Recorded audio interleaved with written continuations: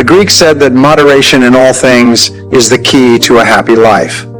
Moderation. Now, sometimes people say, well, I don't have time for my family. I don't have time to exercise. I don't have time for this and time for that. Whenever you find yourself getting out of sync with regard to balance, and especially when you feel that you don't have the time, is when you most need to stop and think. So here's the question to ask. What would I do if I only had 6 months to live? If you find yourself working too hard or not spending time in your relationship, not spending time with the people you care about and who care about you, ask yourself, what would I do if I only had 6 months to live? And if what you would do is spend more time with the important people in your life, the time to start spending that time is now. So what would you do if you had 6 months to live? You know, it's an old joke. The doctors say they've never met a businessman on his deathbed who said, boy, I wish I'd spent more time at the office. The fact of the matter is that balance and moderation in all things increase your productivity, increase your efficiency.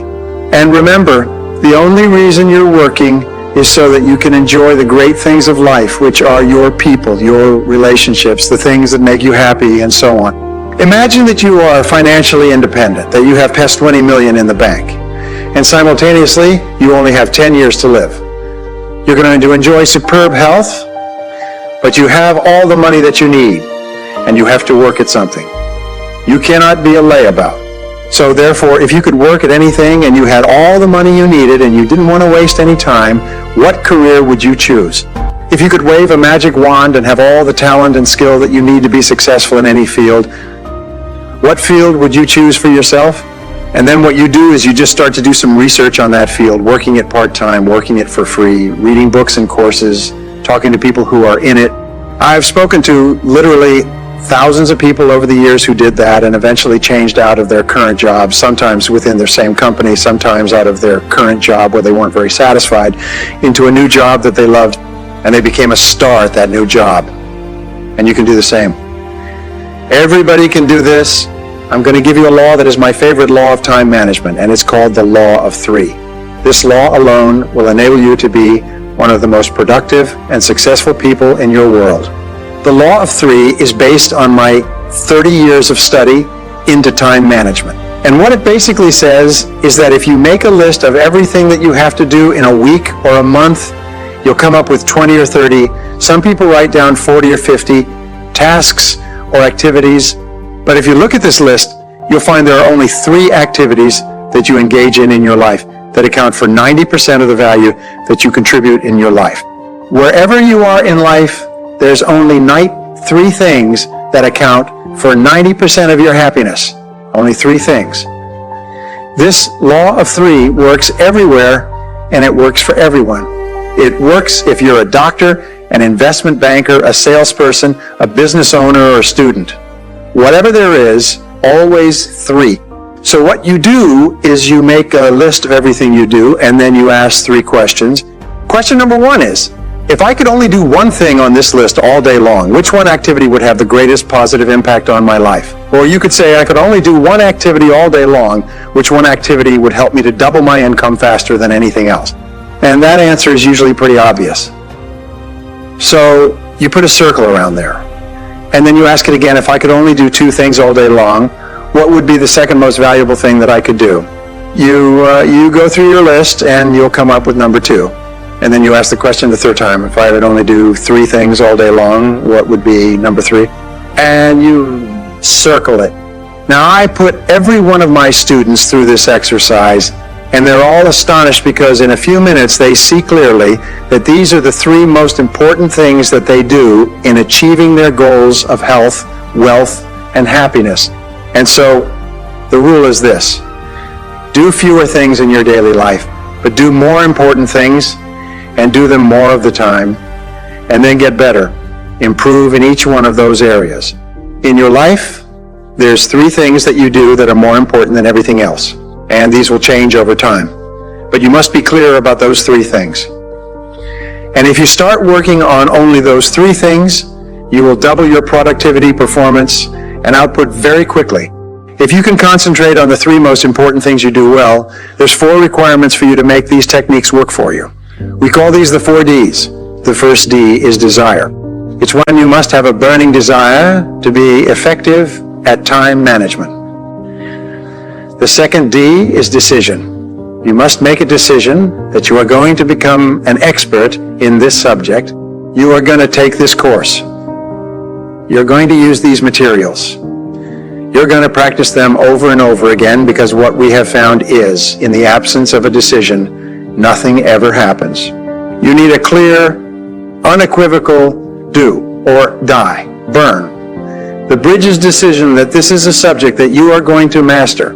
The third D is discipline. You must discipline yourself to practice and repeat over and over again good time management techniques. In fact, we say that time management is self-discipline in action, and the ability to discipline yourself more than anything else is going to determine your success in life.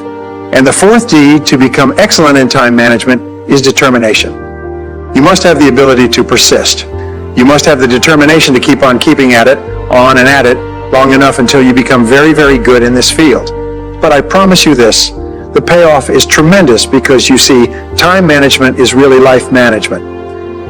Everything that you do to improve the quality of your time management will improve and enhance every part of your life. You can even say it this way: the quality of your life is determined by the quality of your time management.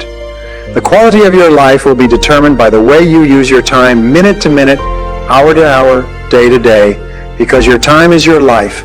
In every single study of high-performing men and women, we find that intense result orientation goes hand in hand with big payoffs in life. You see, it's not how much time you put in or the activities that you engage in or how sincere or how intelligent or competent or capable or anything else. It's only what you produce, the results that you get from the time that you put in, that counts in determining your rewards. Not only your psychic rewards, how good you feel about yourself, but your financial rewards. You're always paid in direct proportion to the quality and the quantity of the results that you produce. We call this the law of sowing and reaping, the law of cause and effect. The cause of everything that happens to you is your ability to get results.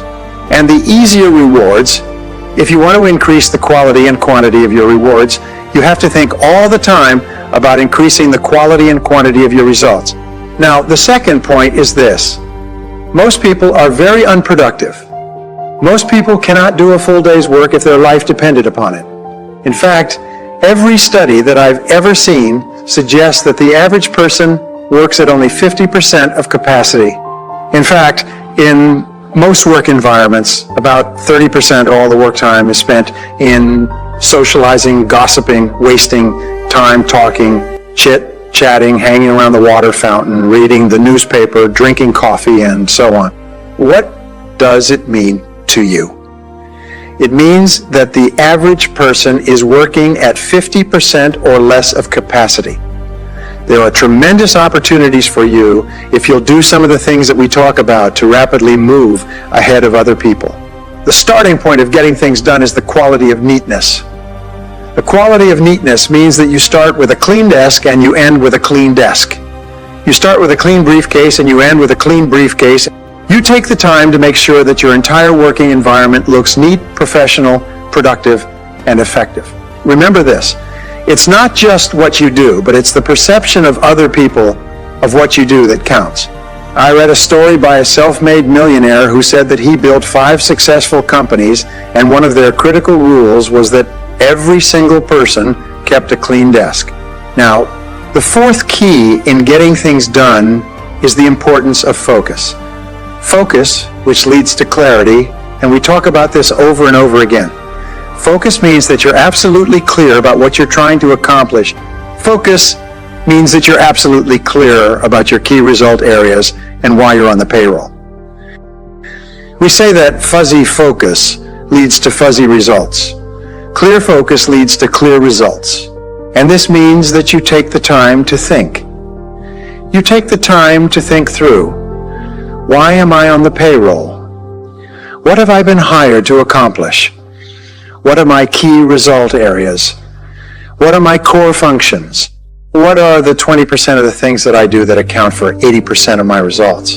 And so on. So the starting point in getting things done is focus and clarity. I call this it's like adjusting the camera all the time. So you keep your focus very, very clear. Well, the next key principle is concentration. Concentration is what you do is once you've decided on the most important idea to achieve your most important goal, then you have to concentrate single-mindedly on one thing until it's complete. If Bill Gates and Warren Buffett, the richest man in the world and the third richest man, were at a dinner party at Bill Gates' home last year, and there were about 100 guests standing around at the reception, drinking wine, and so on. These three men, Bill Gates, Warren Buffett, and Bill Gates' father, are good friends, and they were standing and talking. One of the other guests came up and said, "Excuse me, gentlemen, you are three of the most important people in the world. What would you say is the most important key to success today?" And they stopped talking and they all turned and they said, "Focus. Focus is the most important quality for success today." We're so surrounded by so many distractions of so many kinds that the ability to focus is more important for success than any other quality. Now, I developed a philosophy when I was young and broke, and the philosophy was that if rich, successful people tell you to do something, you should do it. If they tell you that this is a key to their success, then you should at least practice it for a while to see if it applies to you. What I have learned, and what I learned coaching my clients, my business owners, is I taught them how to focus. I taught them how to select specific goals and activities in each area of their life and how to focus like a laser beam on one goal at a time. If you can do that, you can conquer the world. Now, concentration is, in reality, where all the work in time management leads us to. It is the ability to concentrate 100% on one thing, setting priorities, the most important thing, and to stay with that single task until it's finished. Concentration means moving forward in a straight line toward the goals and objectives that you've clearly identified. It means concentrating without diversion or distraction. Focus and concentration, I believe, in 25 years of research, are the reasons for success and happiness in life. The reasons for a lack of success and unhappiness are a lack of focus, a lack of concentration. I have found the most important time management or personal productivity principle of all, and it is this. Make a list of everything you do in the morning before you start work, and then select the one item on that list that's more important than any others in terms of potential consequences, and then start on that one task and work on it 100% of the time until it's complete.